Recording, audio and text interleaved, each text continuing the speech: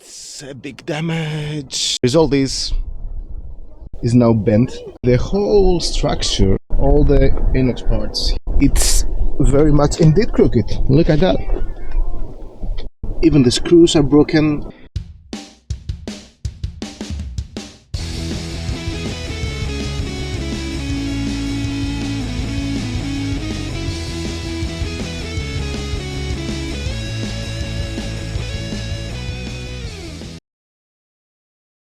Well, last time we inspected the life raft and we serviced it.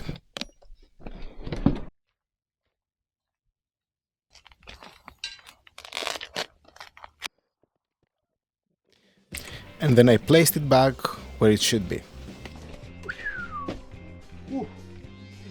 And if you remember, I reinforced that when I was back in the boat year times. Well, if you also remember, I couldn't find a decent mooring spot, and that's why I decided to drop anchor nearby the Nautical Club of Kalamaria and the marina. Now my contract with the Nautical Club of Thessaloniki came to an end, so I left the marina and now I'm heading to the anchorage.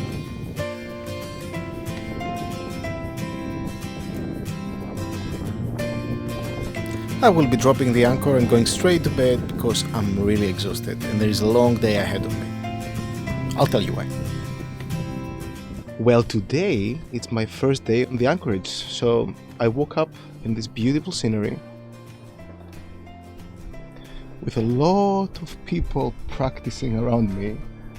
It's quite a busy place and there are a lot of fishing boats around. So the thing is, yesterday I left the marina after 2 months. I was doing all these repairs and everything, so the problem is somebody thought of a good idea to actually tie a mooring line, his mooring line, their mooring line, to my boat, and especially on the lifelines. The result is this is now bent. I tried to bend it back, and the whole structure pulled. All the tubing, all the inox parts here at the front. So my boat looks crooked now, and it's very much indeed crooked. Look at that. This was supposed to be straight, and this was supposed to be straight. They were supposed to be like this, parallel. Even the screws are broken. The whole structure now needs to be unscrewed, and I'll try to fix it by bending it back to its place. I'm not sure, I'm not too positive about the outcome, but it cannot definitely stay like that. It looks so bad and it's not secure.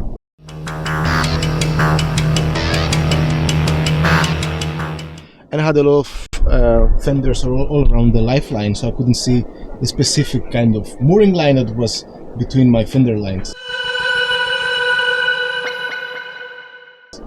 So I pulled the gas lever quite okay, I was confident, right? I was trying to avoid some kind of buoys and everything.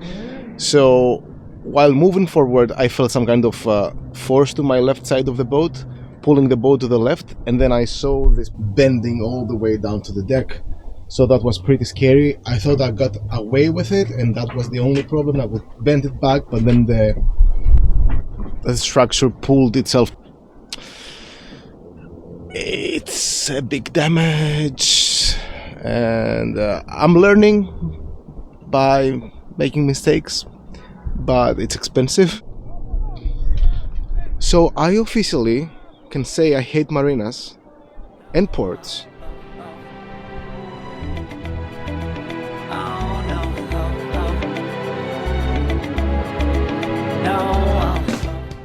And I was not in the marina anymore, mind you.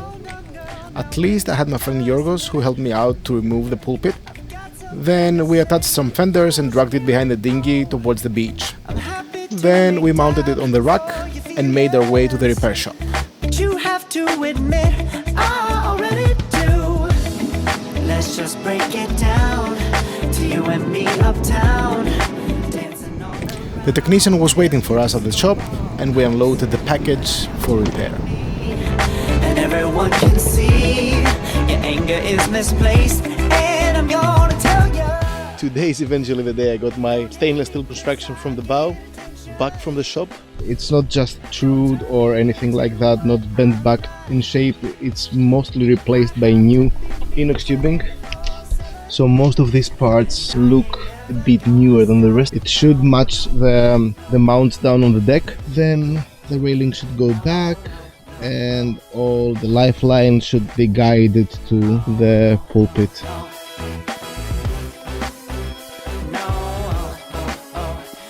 Of course, I had to put the combination lantern side lights back on the construction. Come on, listen to me. And not just that, I had to guide all the cables through the construction once again. To tell you. Since the stainless had to go to the shop for repairs, I grabbed the opportunity to refresh this kind of guy that sits in front of the pulpit. So right here, I had to sand it down a bit to get rid of all this grime and all these stains it had on the surface of it because of the years of service. And now it's ready to be installed once again. We've also added a couple of layers of varnish.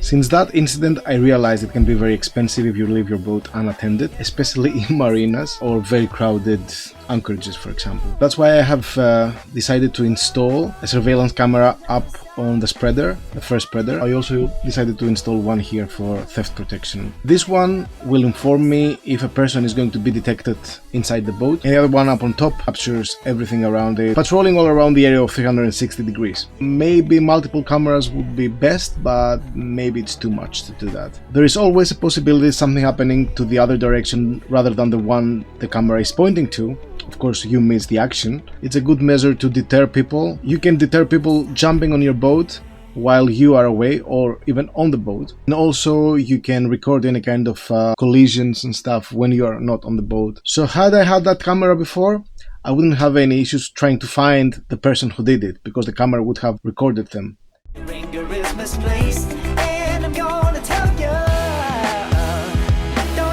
On my stanchions. Anyhow,